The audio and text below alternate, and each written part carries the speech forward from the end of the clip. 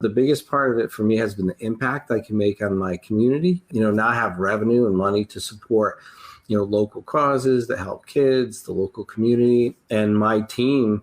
I can pay them what they are worth now.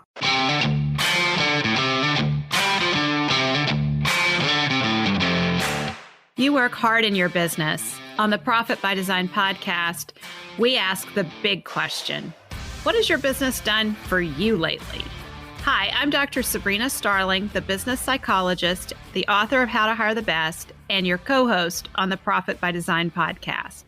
Weekly, my co-host, Mike Bruno, and I bring you tips, tools, and strategies from our own experiences and from the experiences of our guests, who are entrepreneurial thought leaders and real-life entrepreneurs, all to support you in making intentionally profitable and sustainable business decisions to live the lifestyle you desire.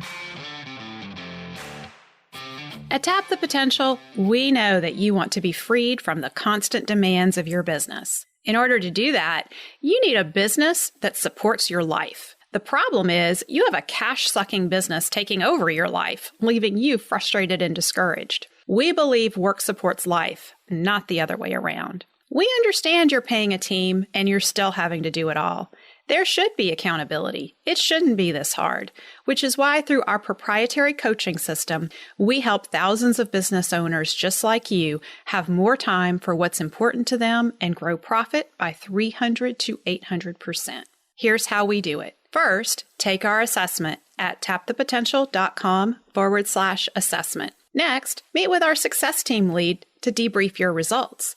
Then, join our Better Business, Better Life program. By the end of your first year with us, you will have more time for what matters to you and more money in your bank account than you've ever had before. So take our assessment at tapthepotential.com/assessment so you can stop working so hard for so little return. Take your life back.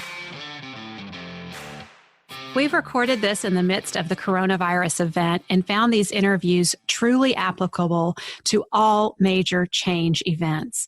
We must lead with love through adversity, focusing on our vision and continuing to have our work support our life. I'm Dr. Sabrina Starling, the business psychologist at Tap the Potential, and this special episode of Self-Care and Strategy for Entrepreneurs is being specifically produced for you, our profit designers, on the Profit by Design podcast.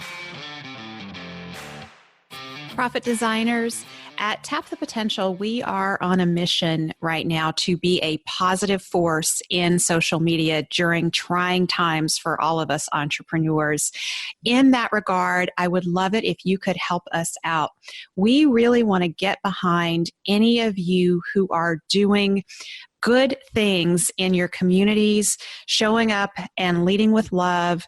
If you are doing something to keep your team together during this time and you're sharing it in social media, or you come across another entrepreneur who is being a gift from their gift in some way that you notice, please use the hashtags #LeadWithLove and Be a Gift.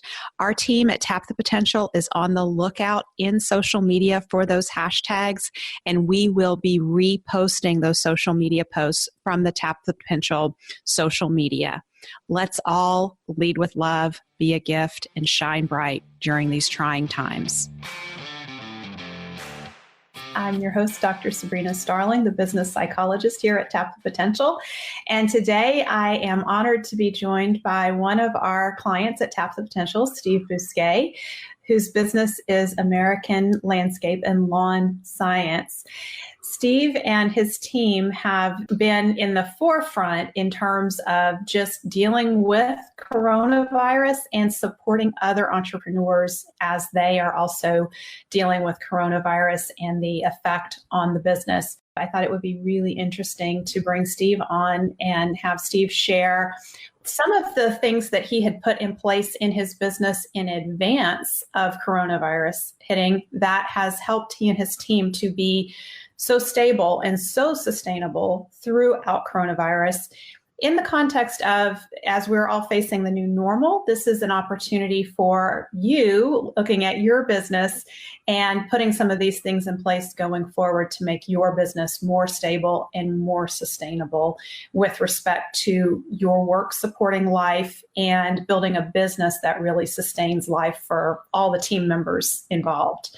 The other thing that I really want Steve to share with us is about his leadership and how he and his team have led through this and kept the team together, dealt with morale issues and the different challenges that are coming up. So let me give you a little introduction to Steve. Steve describes himself as a blue-collar executive. His business is American Landscape and Lawn Science. He founded S&B Lawn and Garden Care in 1983 while still in high school. After graduating from college with a BA in economics, he changed the name of his landscaping company to American Landscape Service. In 1991, Stephen added lawn science to the company to form American Landscape and Lawn Science, LLC. Today, his company services 3,000 clients with 25 amazing team members. So with that, Steve, let's dive into what are the things that you put in place a few years ago that you see as really having been a big part of making the business more stable and sustainable through coronavirus? So the three things that we put in place, the first one really started in 2015 when we started pumpkin planning and really identifying our clients, and that helped us to identify our immutable laws and who needs to be on our team. In 2016, I started Profit First. So, we had the financial tools and we had our vault set up and we had our margins correct with our pricing and our profit by doing the Profit First system. And reading the book, it sounds pretty simple to implement that, but once you start implementing it, there's more to that than just what's in the book, and I definitely got professional help with that, and Profit First advisors have been really helpful with that. And then the third part was really team, building the team, finding their strengths, finding how they communicate, having one-on-one meetings, having regular meetings. Before, I would say that was about 2018, we started with the meetings. I really had a meeting phobia before that. And I think if we didn't have the pumpkin plans, having the right clients, the right team, having the money management, and then having the communication built in the company, if we hadn't had all that in place, we would really be struggling right now. But we have tools for communication and tools to manage money and tools to manage the clients and our team. So I kind of would have been fumbling if I hadn't been working on all that going into this.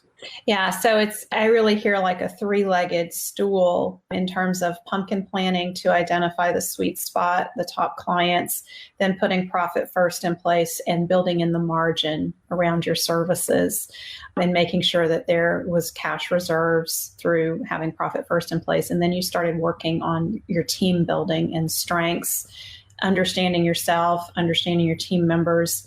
And the other big piece was the communication, like communicate, and especially through team meetings and one-on-ones.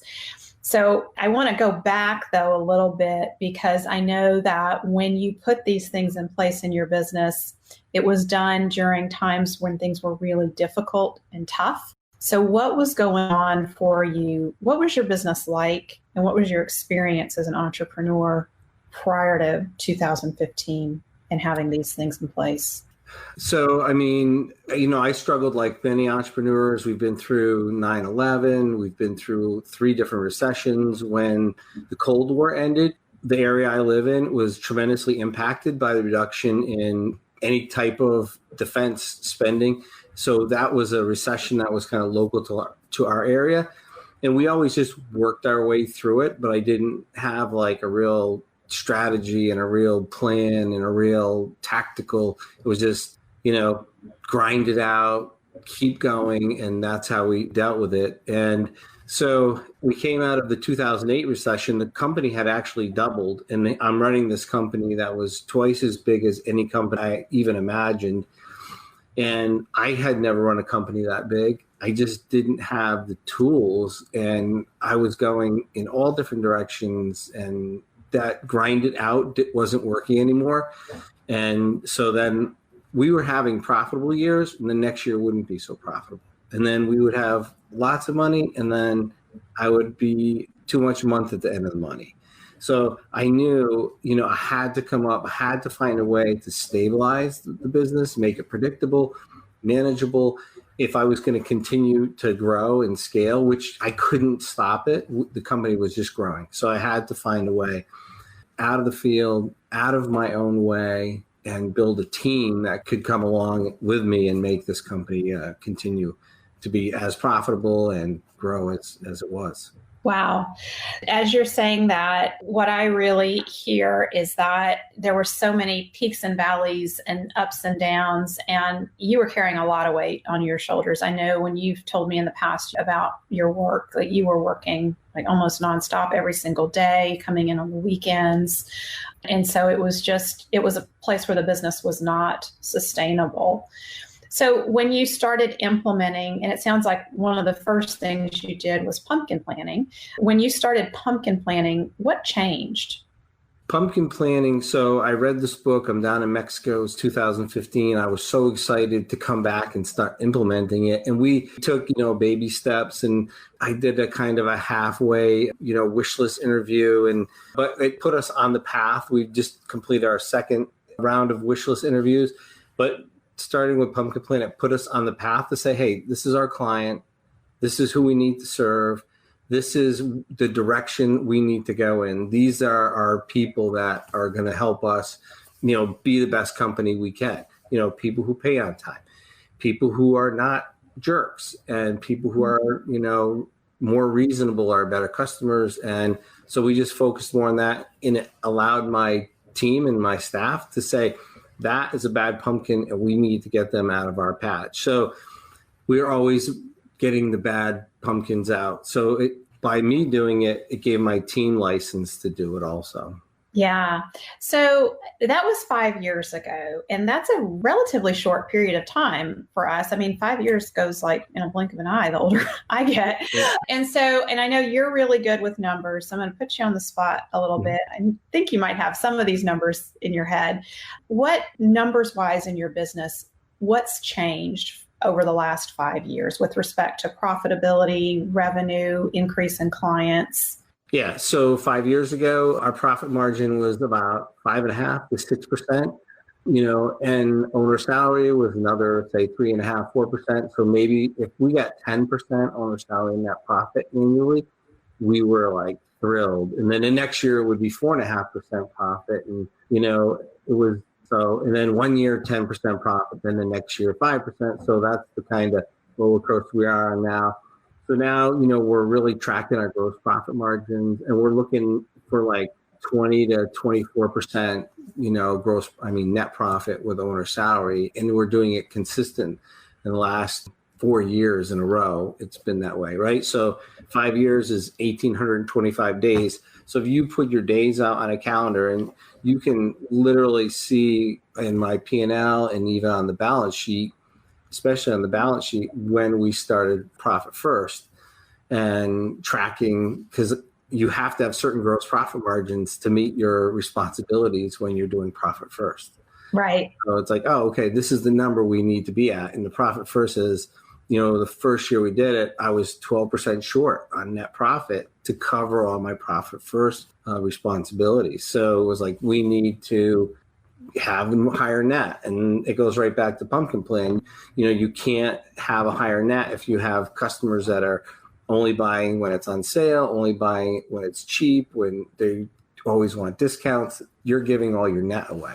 Yeah. So just kind of to put this more in plain language for those who may not feel as comfortable with business finance and profit and loss statements, understanding that when you read Profit First, you get a real clear framework of target allocation percentages for the revenue in your business. And it basically says, for a revenue this size, you should have this percent of profit, this percent of owner's pay, this percent set aside for taxes, and the rest is left for operating expenses.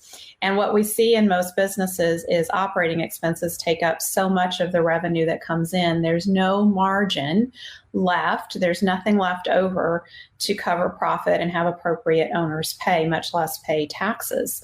And so what Steve is describing when he was talking about those really low net profit margin percentages that he had is that you were really barely breaking even. You were squeaking just a little bit of money out of the business for yourself. You're working very hard. There's a lot of revenue coming into the business. And what you were able to take out as the owner and entrepreneur who puts it all on the line to keep everything going was like this much. And you have, if I'm following and tracking your numbers correctly, multiplied that amount by 5 times. And the business has grown. So if it's a percentage that's increased by 5 times and the revenue in the business has grown considerably, the actual dollar amount that you're able to take out as an owner and entrepreneur has gone up considerably. Oh, absolutely. Yeah, I was not focused on gross profit margin enough. I was top number, bottom number, and I didn't know how to get those to improve. And it really was through gross profit margin. And, John Jantz had put a post up on his site years ago, and it led me to read a book, it was Planning for Profit. Plan your profit at the beginning of the year for the whole profit for the whole year. So I read Simple Numbers, Big Profit by Greg Crabtree. And it was a great system, but it was so complicated, I couldn't implement it. And then Profit First came along. So that was how I could implement it. I was capable of implementing Profit First. So yeah, it's huge. I mean, yeah. Profit First makes it all very simple. And in my experience, it opens the door for most entrepreneurs who don't feel very savvy in understanding their profit and loss and balance sheets to start understanding how to read those and work with them. And that's a lot of what we do with our clients in the Better Business, Better Life program, is just educating how to use these as tools for the information that you need to make informed decisions about your business. What I think is really cool and very powerful for the entrepreneurs who are listening to wrap their head around is the opportunities that Profit First and Pumpkin Plan, or using those together in your business, has created for you. Because as we are looking at the new normal for so many entrepreneurs, the way we used to run our business a few months ago, for many, totally different. It's out the door. And it's an opportunity now to reimagine a new business around the core, the top clients and customers, with using Pumpkin Plan strategy for that, and also bringing in Profit First to make the business more stable going forward. One of the things that you have done as a result of your pumpkin planning and use of Profit First is you had the opportunity to buy a new business about 2 years ago, which, can you speak some to how that tied into using Profit First and pumpkin planning and what that's done? Yeah, so we bought a business a few years ago, and so it increased our capacity needs by 40%. And having Pumpkin Plan in place, we knew the customers that we wanted to have, and that business had enough of those types of clients. We did have to clean out the pumpkin patch. There was about a third of the customers that just didn't belong in that model, and we've since replaced those. And having Profit First, it allowed us to figure out what the numbers needed to be, how much we're going to have, and it shows up when we're light cash. Where have we overspent? Where do we need to tweak our budgets, looking at estimated versus actual? And in 2010, 11, and 12, I could have not had this conversation at all.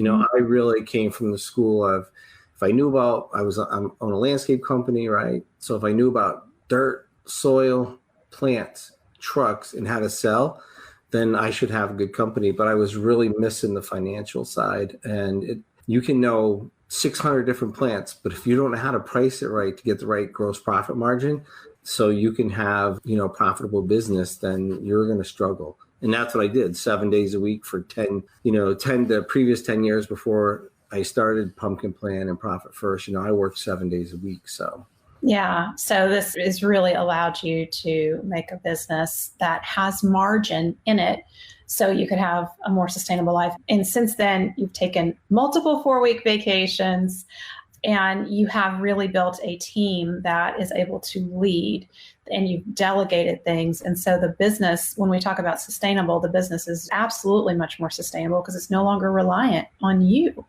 Right. So I had 4 4-week vacations. I stopped working weekends, which is an amazing thing. I had no idea what that was about, or at least I had forgot what that was about. But, outside of not working weekends, I have a team that can run the company now. I can take 4-week vacations. But the biggest part of it for me has been the impact I can make on my community. Now I have revenue and money to support local causes that help kids, the local community, and my team. I can pay them what they are worth now. So, people are buying homes and houses and they're driving decent cars. If you look at my parking lot, no one has a fancy car, but there's no junkers. And that's a big part of the quality of life and quality of a company. That's huge. And I want to tie this back to our guest. We had Mike McAllowitz with us, and he was talking about his book, Fix This Next, and the business hierarchy of needs. And so I don't know if those of you who are listening to this caught this, but Steve just walked us through the business hierarchy of needs. So he went from, barely breaking even, down at the very bottom with struggling with sales and profit. He was in that spot for many, many years. And that's where many entrepreneurs are. And then as those two parts got solid, Steve was able to move his attention up the hierarchy and start focusing on building his team and creating a safe, supported environment where belonging happens. And then moving into impact level, where you were seeing that your ability to pay your team members more because you have the margin in place, because you have put profit first and pumpkin plan in place in the business.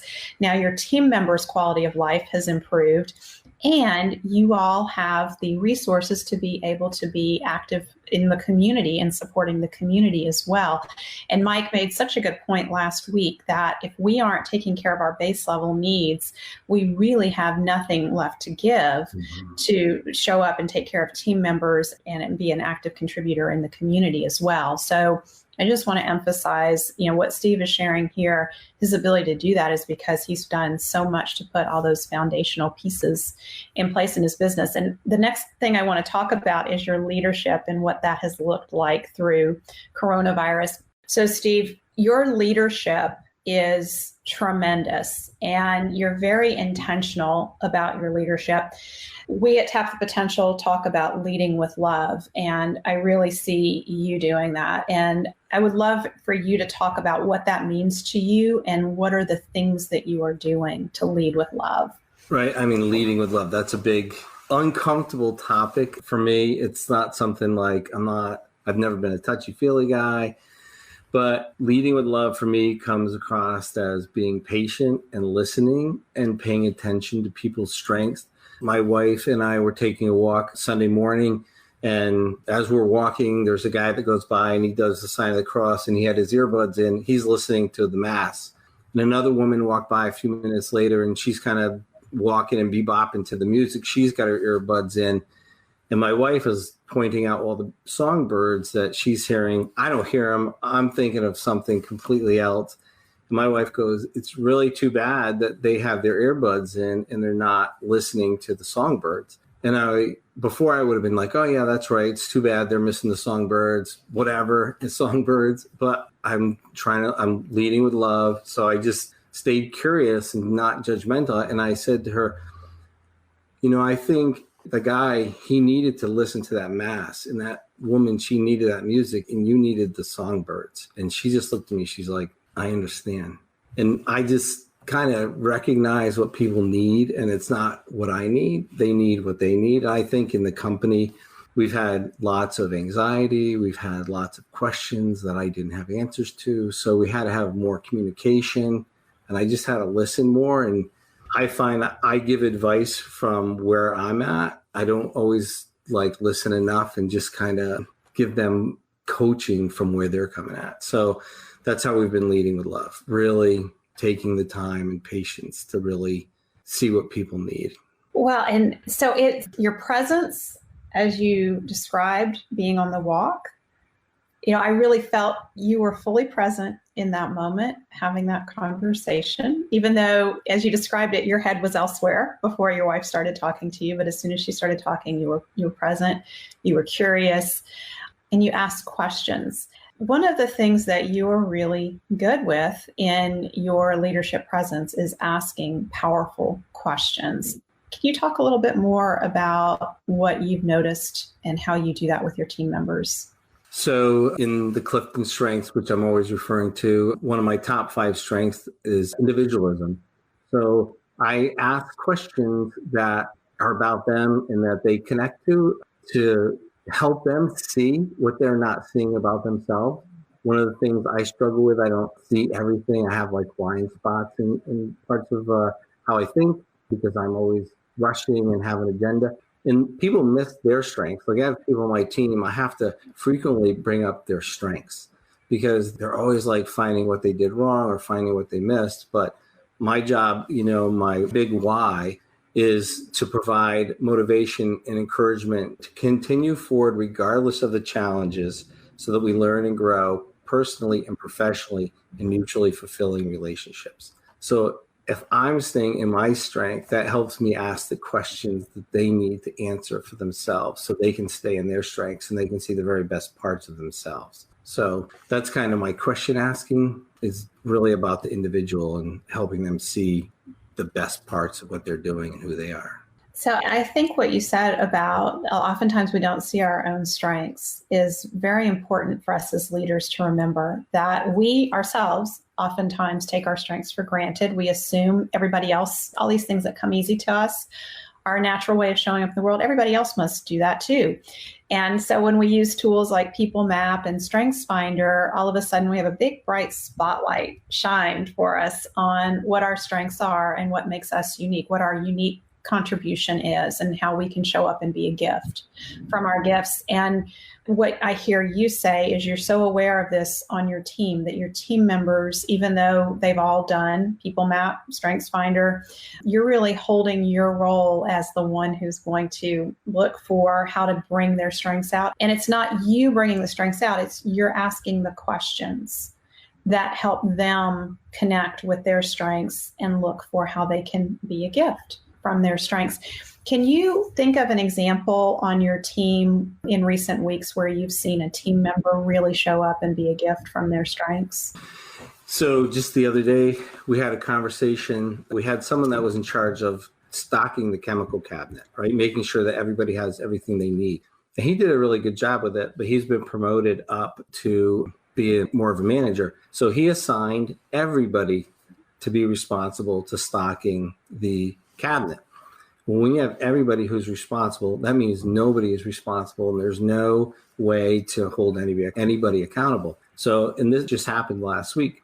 So we met, there's lots of frustration, lots of disappointment. So we're like, okay, who has the strengths that would really serve managing that chemical cabinet and making sure it's stocked? Who's the one individual? And that manager knew immediately who that person was. So we've assigned him to that. He's the manager of that now.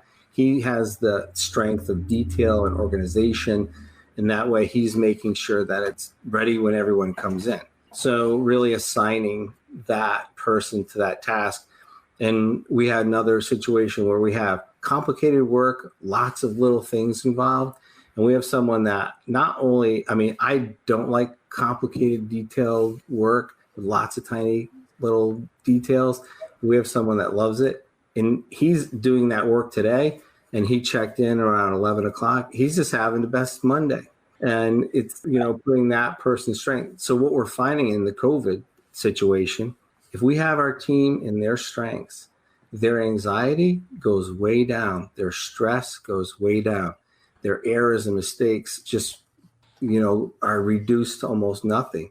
As long as we're keeping our people in their strength zones and honoring that, people are really showing up. They're healthier. They're not missing days at work. They're not grumpy. They're not grouchy. They're not complaining. They're really thriving in their strength. That is so valuable to hold that awareness, because there is a lot of anxiety out there.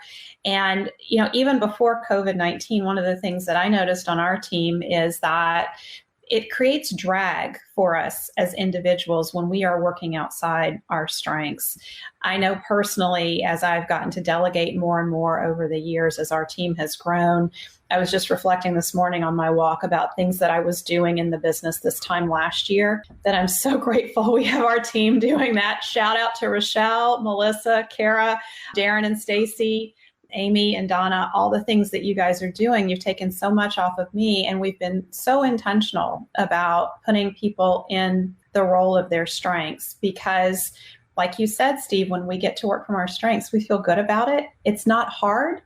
And really looking for who is the best person. I heard you say that. Who's the best person on the team to handle this job that needs to be done? Who's got the strengths to do that? And I feel like people feel much more proud of their work when they're working from strengths. Do you see that happening? Yeah, absolutely. I mean, when they're operating in their strength, the day goes by faster, everything is easier. And when you have to start thinking of consequences for your team members and employee, they're not operating from their strengths. If you put them in a position where they're operating from their strengths, they're compelled to excel. That's all they can think about, is how much fun this is and how enjoyable it is. And it's just a whole different day. Equipment doesn't get broken. When people are late, things are getting missed, forgotten, equipment might be broken, customers are not being communicated to. That's when those are the messages, here's your sign that people are not in their strengths. Yeah.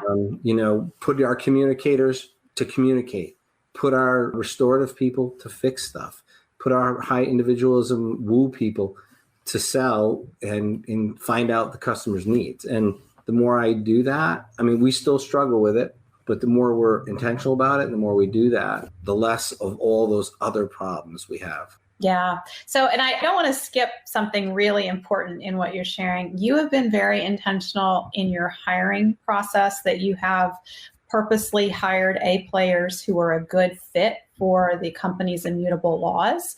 And so having that in place allows you then to focus on who's the right person, who's got the strengths to do this work. And so that's where you really see that heightened productivity and engagement from team members. I want to share one of the things that we do on our team that we've been doing for about a year now that's really made a difference. In our one-to-ones, I ask our team members in the past week, on a scale of 1 to 10, to what extent have you gotten to use your strengths? And 10 being, I used my strengths all week. It was an awesome week. 1 being not at all. That opens on a weekly basis the conversation around how do we realign what you're doing with your strengths. And I get so excited when a team member makes comments like, the week just flew by. It was so much fun. I can't believe it's Friday already. Well, that happens when somebody's working from their strengths. Yeah. Oh, absolutely. Right. Yeah. And, hiring the best, you're way ahead if you're hiring the best. They're just so much easier to work with. They get everything, and people join our company not to work in landscaping, but they join it. So it goes back to my why, a mutually beneficial relationship, mutually fulfilling relationships. They come here to become a better person. We have lots of education, lots of training. So if you're just looking for a job, we're not really the company. You will not fit in here. If you want to be more of a person, learn more, then this is the place to work. And hiring the best right up front. The immutable laws are tremendous, to have them. We actually put our immutable laws right in our help wanted ads when we hire about one person a year. And it was interesting, when we advertised on Indeed, we'd get between 150 and 200 resumes. We put our immutable laws in that ad, and it cuts it out by 2/3 of the responder. Wow. So let's kind of clarify a little bit about those immutable laws. And when you say immutable laws, what do you mean by that, Steve? Without reading through the whole list, really, it's like being respectful, being honest, being, open communication, honesty is a two-way street, and being, we're very flexible with our team. Many of the people that work here have children. So, they have certain needs that we need to have flexibility around, and we're willing and able and capable of doing that. We want to do that. But when we need them to be the same way for us. So, if that's the kind of person you are, then, it works here. But, polite honesty, it's just basic things. And you wouldn't think that would scare people off, but we were shocked at how many people that scared off.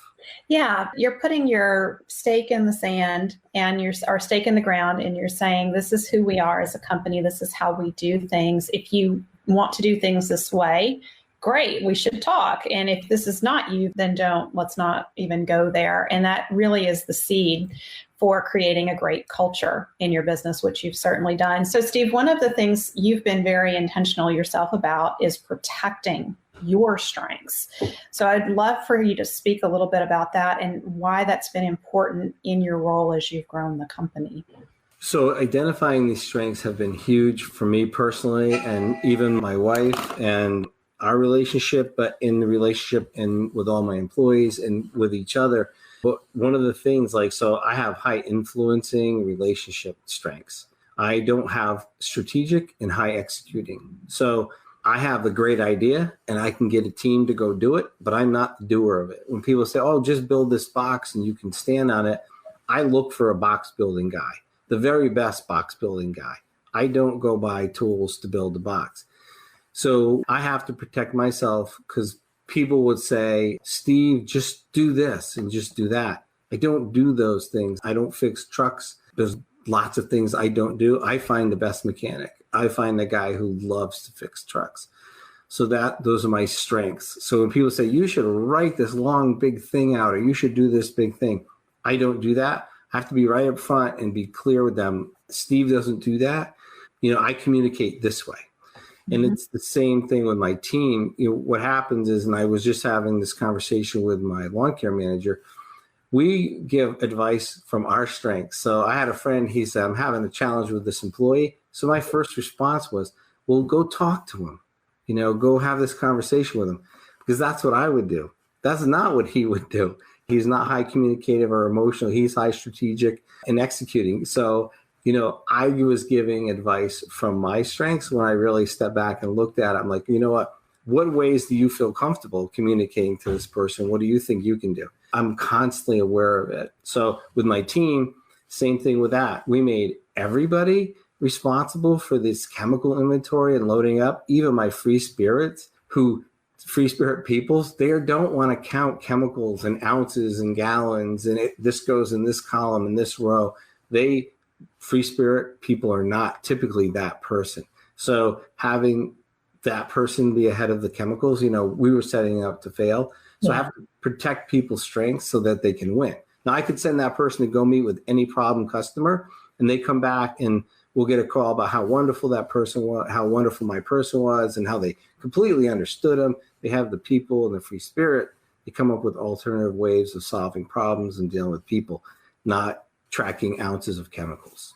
Yeah. So you're not just protecting your own strengths, but you're also protecting your team members' strengths and making sure people are in the right role too. Right. So it's very, very important. So the other thing that you are very intentional about is creating a safe, supported feeling for your team. And it's not just your team, though. You're really intentional about this just in your leadership all around. Wherever you show up, you are seeking to be a part of creating a safe and supported environment for the others there. This is new for you within the last, I think, year and a half.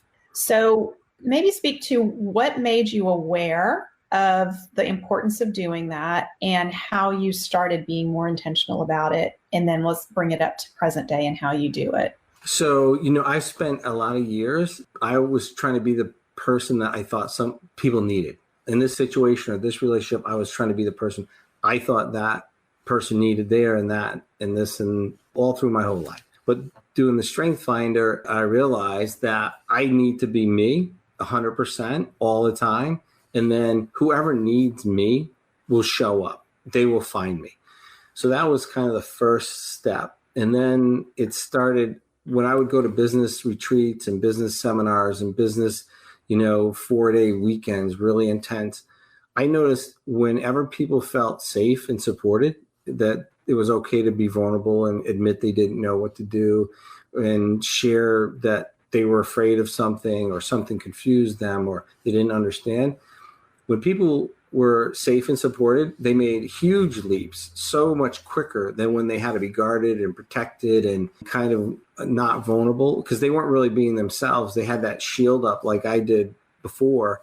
And as soon as you can say, I don't know, somebody steps in and says, I know, and I can help you.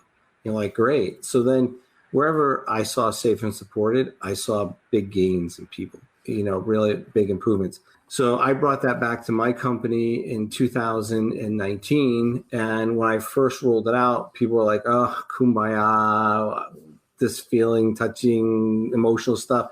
But it really wasn't that. It was really about, supporting people. Do you have enough time to do stuff? Do you have enough people? Do you have the right people? Are you operating in your strengths? Do you have all the resources? Do you have the right customers? It's hard to win when you have the wrong customer base. So it was really about focusing on that, and it created a lot of communication. And, people they started excelling in our company, and people that we hired like for laborers a few years ago, now they're managers. And it was really because of that safe and supported. And in our one-on-one, the last question we ask is on a scale from 1 to 5, 1 being not at all and 5 being 100%, how safe and supported do you feel? So it makes a tremendous amount of difference, and it drops people's stress, back to people have stress even before COVID. People have a lot of stress between family, work, and just everyday life. And this just added the COVID thing, added a whole nother level. But if you can go to work and feel safe and supported, it really helps with the mental and emotional health of our team. So we did the safe and supported, and I even did it with my family. And it's interesting because it helped me to be more safe and supportive to my immediate family, giving them this test. And one of the things that I kind of found out that I needed to listen more, hear what people said, take the time to slow down and really listen. So doing the safe and supported talks has really been a big help. So one of the things that we do to continue with the safe and supported is we do these one-on-ones. And with our team, with my executive team, it's weekly. With our production teams, it's about once a month. And I have 5 questions that I ask them. One question is to share wins and successes. So if they've had a win or success, it can be both personally or at work. And we start the meeting off with that. And then we go over a challenge. So a challenge is something that they can control and, something they're working through. And then we go over an issue. So an issue is something that they can't control. Maybe they're struggling with, which is like weather or bridge closing or something that they have no control over, but they're trying to figure out how to work their way around it. And then we go over personal development. What are they learning? What do they want to learn? And they'll share, something that they have gone through in the past week or month that they've been like, I figured this out, or I have more questions about that, and I need more resources to work on this. And then we go over our big goal and we go over our small goal. So the big goal is like for the week or the month, and then a small goal might be for just that week or even that few days. And then the last question is on a scale from 1 to 5, how safe and supported they feel. So in some, we do this. Some people come with the whole sheet filled out before we even start. And other people, they just kind of go through it and they talk about it. And it's not a evaluation. We're not judging any of their work. It's really just to share where they're at and anything that we can help them with. So that's the one-on-one. And that, again, I was kind of nervous about doing that because that's another meeting. And it was awkward the first probably 2 or 3 meetings, or first 2 or 3 one-on-ones with everyone. But then after that, it got a little easier because I found out I don't have to do a lot of the talking. Questions are written down and the team member answers them. And I might just ask a few more questions like, how can we support you, or what did you learn through that? But I don't have to do a lot of talking. So that has been a big benefit. just as we are here wrapping up, I feel like we covered a lot and you shared a lot with us in terms of talking about how Pumpkin Plan and Profit First have been a key piece of making your business stable and sustainable. You've built on that foundation in your leadership, and what you've shared here with us around your intentions, around creating a safe, supported environment, being present, leading with love, asking questions, eliciting people's awareness of working from strengths. These have been some very powerful leadership strategies, and I hope it's been helpful to our listeners. As we wrap up, I do want to share we have the free Pumpkin Plan webinar coming up. Make sure you're signed up so you are the first to get notified about that. You can register for that at tapthepotential.com/webinar. Steve, you've impacted a lot of entrepreneurs here with what you've shared. So thank you. Absolutely. My pleasure. All right. See you guys later. Bye, everyone. If you're like most business owners, you have a cash-sucking business that's taking over your life. After the first year in our Better Business, Better Life program at Tap the Potential, you'll have more time for what matters to you and more money in your bank account than you've ever had. Get started. Take our assessment at tapthepotential.com/assessment. Thank you for spending time with us today. Join our conversation in the Profit by Design podcast Facebook group. Share your thoughts on today's episode, ask us questions, and let us know what you want to hear about next. Visit our website at profitbydesignpodcast.com to access resources from our sponsors and tools we've created for you. Subscribe to the show on whatever platform you're listening to right now. There's a subscribe button right there. Go ahead and hit it so that you always get a notification when we release a new episode. And finally, share our podcast with a friend if you know a friend who would enjoy it. Thanks again for listening. This is real life business. Keep your chin up, keep moving forward. You got this.